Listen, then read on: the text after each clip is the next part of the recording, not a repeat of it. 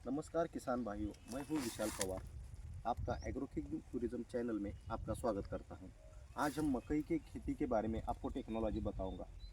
पहले तो अगर हम मकई का पीक लेना चाहते हैं यानी कि क्रॉप ग्रो करना चाहते हैं तो पहले सबसे बेहतरीन क्या होता है कि सॉइल की क्वालिटी होनी अच्छी चाहिए। अभी ये देख सकते हैं कि आप इधर ये सॉइल है, मान के चलो अभी इसकी फर्टिलिटी अच्छी है। अगर ये अच्छी है तो इसमें हम मकई की खेती कर सकते हैं।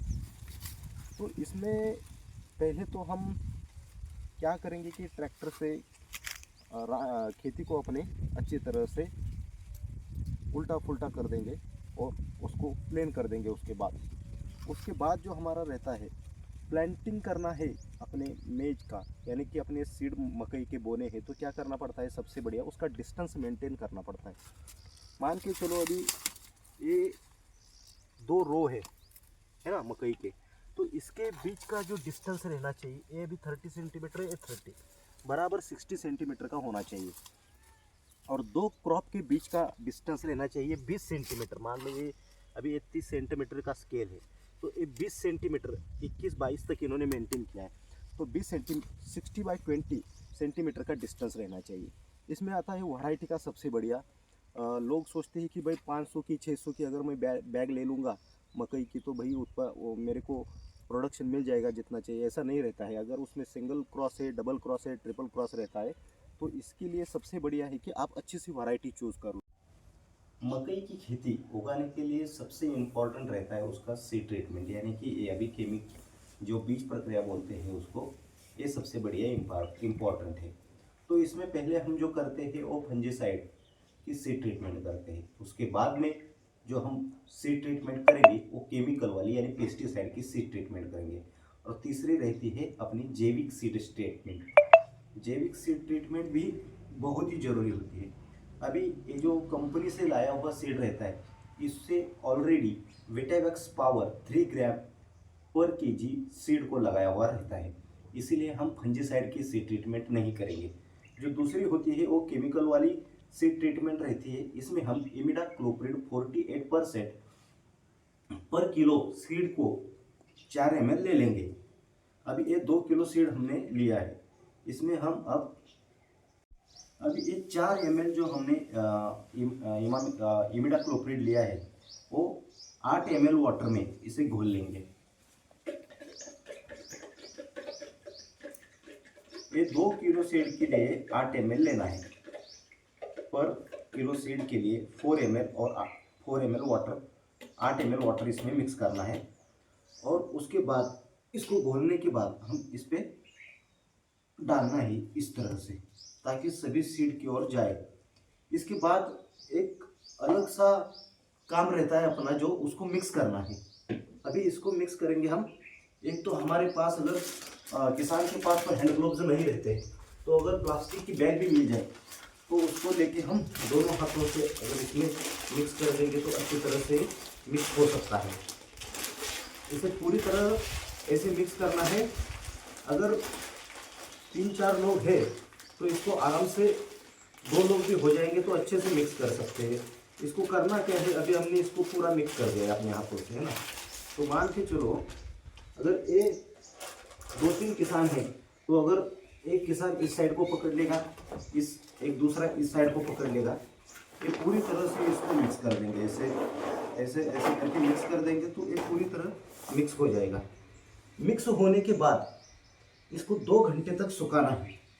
सुखाते वक्त हमें क्या करना है कि इसको छांव में सुखाना है, अच्छी तरह से छांव में सुखाएंगे और जहाँ सनलाइट नहीं आती है ऐसी जगह सुखाएंगे। और इसको अभी स्प्रेड करके लेंगे, इसको पूरी तरह ये सूख जाएगा।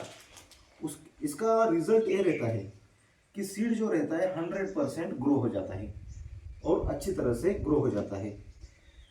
इसमें जो खोड़ कीट रहता है इसका प्रॉब्लम नहीं आता मोस्टली। उसके बाद हम करेंगे यानी कि ये जैविक बीज प्रक्रिया। इसमें है एजोटोबैक्टर, पीएसबी, केएमबी, ये तीनों मिक्स है, इसलिए ये सबसे बढ़िया है। अगर एक पाउडर फॉर्म में होगा तो 25 ग्राम 1 केजी सीड के लिए इस्तेमाल करना है।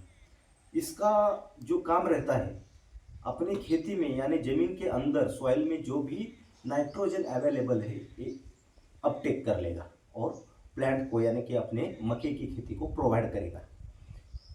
इसमें करना क्या रहता है कि इसको मान लो अगर ये लिक्विड लेना है तो हम क्या करेंगे 10 ml के हिसाब से लेंगे पर केजी सीड को, और इसको भी उसी तरह मिक्स कर देंगे इसमें, ताकि क्या होता है कि खाद अपना जो खाद डालते हैं किसान उसमें 25% कम हो जाता है। ये सबसे बढ़िया बात है। ये सुखाने के बाद 2 घंटे सुखाने के बाद इसका ट्रीटमेंट करना है। पहले केमिकल का, फंजीसाइड का, केमिकल का, और बाद में एक जैविक का अपना से ट्रीटमेंट करना है। अगर ये पहले कर देंगे तो इसका काउंट मर जाएगा पूरी तरह, इसमें जो बैक्टीरिया रहते हैं वो खत्म हो जाएगी। इसीलिए ये अंत में करना है। फिर 1-2 घंटे बाद सुखाने के बाद ही अपना खेतों में बोना है इस सीड को, तब तक ना बोए। Thank you. पप्पा आला नीट नीट आलं.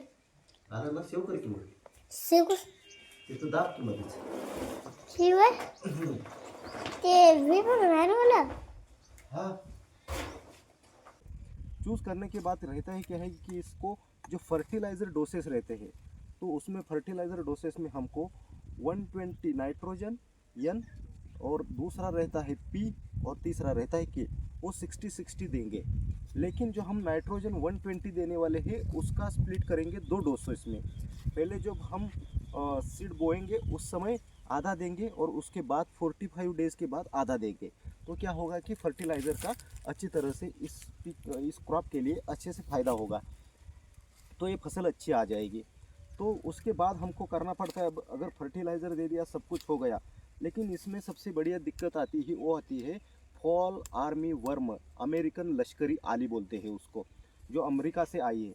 तो उसको क्या करना है, जब छोटा प्लांट रहता है, ऐसे मान लो अगर ये छोटा प्लांट है तो 2-3 लिप पे रहेगा, तो शुरुआत में ही आप एक तो इसको नीम ऑयल का स्प्रे कर दीजिए 3 ml पर लीटर वाटर से, या इमामेक्टिन बेंजोएट 5% आधा ग्राम 1 लीटर पानी में इस्तेमाल करना है। और वो छिड़काव कब करना है, वो एक तो सुबह जल्दी करें 6 बजे या शाम के 5 बजे बाद करें, ताकि क्या होता है कि वो दिन भर इसमें रहती है। अगर मान लो अगर ये है प्लांट तो इसमें रहती है वो फॉल आर्मी वर्म, तो मरेगी नहीं। तो हम जो छिड़काव करेंगे अगर वो शाम के समय करेंगे तो क्या करेगी, वो रात को खाना खाने के लिए बाहर आ जाएगी, तो वो इसको लिप को खा लेगी तो तुरंत मर जाएगी वो 1-2 घंटे में। अगर सुबह छिड़काव करेंगे तो अपना जो मॉइस्चर रहता है तो उसमें अंदर रहता है। अगर सही फार्मर क्या करते हैं, जो अच्छे फार्मर होते हैं वो स्प्रेइंग नहीं करते, वो जो इसमें जो रहता है, मान लो अगर ए है इसमें ही रहती है वो फॉल आर्मी वर्म, इसमें ही अगर आप वो जहर इमामेक्टिन का छिड़काव कर देंगे तो तुरंत मर जाएगी। ये रहता है सही तरीका, दोपहर को स्प्रेइंग ना करें, इसमें सबसे बढ़िया ये है। तो अभी लोग पूछते हैं कि भाई इतना यील्ड कैसे आता है, कि भाई 1 हेक्टर में 150 क्विंटल कैसे आ जाता है, 15 टन कैसे आ जाता है एवरेज, लोग पूछते हैं। तो रहता है ऐसा कि इसमें अगर मान लो अगर एक प्लांट हमें दे रहा है 300 ग्राम का, अगर एक मकई का ये अपना मान लो ये भुट्टा है तो ये 300 ग्राम तक जाता है। अगर इसको हम ड्राई करेंगे यानी कि सुखाएंगे तो ड्राई होने के बाद इसका वेट हो जाएगा 200-180 ग्राम के आसपास। अगर इसको हम अच्छी तरह से कर लेंगे तो हमारा 60 क्विंटल आ जाएगा। 60 बाई 20 सेंटीमीटर के हिसाब से लगाने से 1 एकड़ में 33,333 क्रॉप्स लग जाते हैं। तो उसमें से मान लो कि अगर ऐसे छोटे मोटे मर गए 3,333 मर गए तो बचे 30,000 प्लांट, हमको 200 ग्राम के हिसाब से 60 क्विंटल यील्ड आ जाएगा। इसमें सबसे बढ़िया और एक तकनीक रहती है कि जिंक जिंक तो रहता है उसका अगर आप इस्तेमाल करेंगे, जिंक सल्फेट, जिंक या फेरस का आप इस्तेमाल करेंगे तो क्या रहता है कि अगर अभी ये देखो अच्छी तरह से अभी ये भुट्टा तैयार हो गया है, तो अगर आप इसका इस्तेमाल जिंक का 1 एकड़ में 10 किलो करेंगे तो ये जो रहता है ये पूरी तरह से अच्छा डेवलप हो जाएगा। मान लो अगर इसमें रहते हैं 1820 लाइनें रहती और एक लाइन में रहते 48 सीड्स, तो इसका अच्छा रिजल्ट आपको देखने को मिलेगा और फार्मर यकीनन 60 क्विंटल पर एकड़ उत्पादन ले सकता है इसका। ये आपको इन्फॉर्मेशन हम इसलिए दे रहे हैं ताकि किसान घाटे में ना जाए। धन्यवाद।